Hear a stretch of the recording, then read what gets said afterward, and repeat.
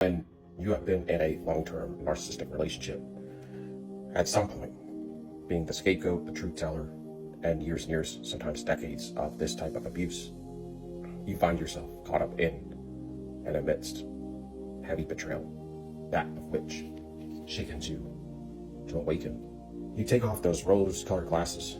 The narcissist has been insidiously chipping away at your self-esteem, your self-worth, slowly, over a long period of time, devaluing and defacing you, mining and undermining all of the good in your life to bring death to your soul. They having multiple relationships at once, destroying multiple people at the same time and feeding off them, siphoning all of the fruits of their labor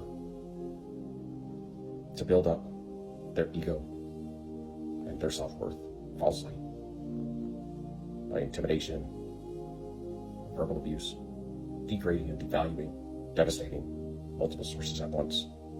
They isolate those sources, triangulate, devalue, degrade, manipulate, project, all in the preservation of their false self by any means necessary. Like an artificial plague eroding and destroying your life with each minute you are with them, systematically snuffing the glow of any light in your life, putting it out. Before you know it, you're a shell of yourself. So far gone, you don't even recognize who you are. You've forgotten who you were. And upon awakening, you realize this isn't going to be successful. That you've been believing a lie. The words they tell you don't match the actions. They don't meet, they're not congruent. You begin to look at things logically. You look at things from a logical perspective. At this point, you step out of your emotions.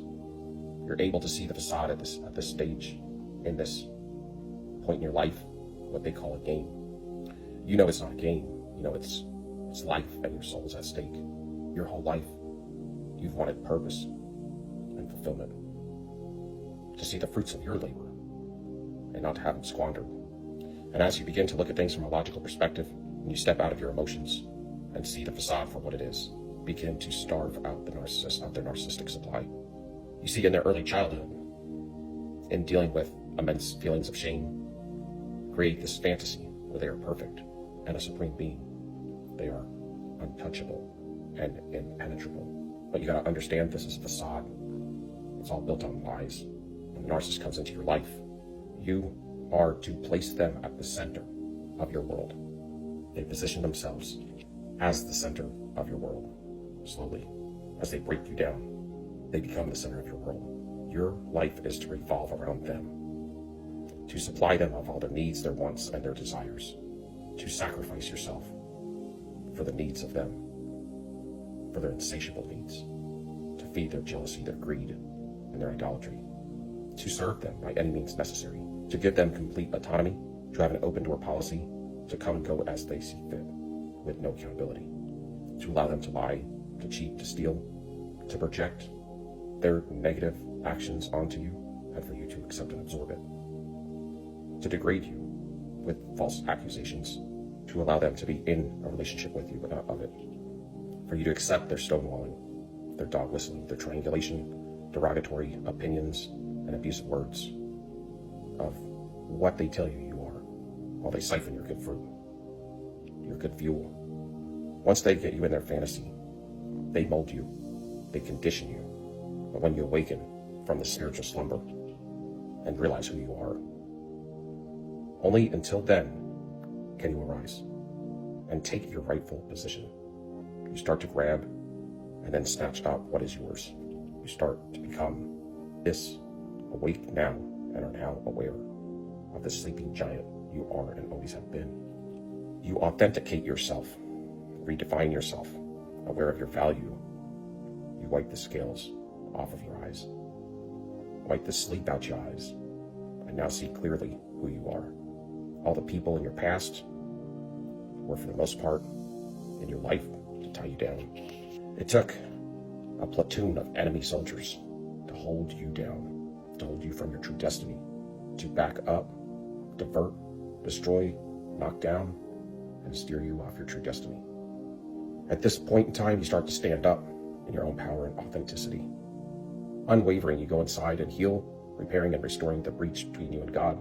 Now forged in fire, you build your armor. You sharpen your sword and prepare for battle. As your sword of mixed, useless metals are placed in the furnace, purging begins to take place, refining as the dross is removed and the pure metal shines through. Righteously and severely judged, God shows you, through repentance, how you have been accepting the crumbs. Malnourished, now health becomes in you. Refusing to settle anymore, to accept anything or anyone's opinion, the scales are beginning to equalize. For you become the equalizer, tried and true. You begin to stand. You stand up and wipe the dust off. The armor is fitted and tested in seclusion. All of the chinks are welded shut. All of the battered and bruised issues in your life have been healed. The pain is now your fuel. As it burns in your gut, you continue to stoke that flame. Faith and hope protect the essence of the fruits of your labor. Nothing in your past was in vain. You see why you were insidiously brought to your knees. It was necessary for God to purposefully build you into your true destiny. Most of your enemies are frightened and flee at the first sight of your new stature. Those that choose to engage and clash find that they can't contend. The fiery arrows by day and the terrors by night have no effect. Fearless, your boots are fitted, and you tighten those bootstraps and prepare to dig in, for the battle's begun. Because the pain of the past has just toughened you up. It was all part of your destiny to bring you into your fruition. Advancement takes place, and in your relentless pursuit, you succeed in crossing the Jordan, never to look back. In a constant march forward, you begin to take over the promised land.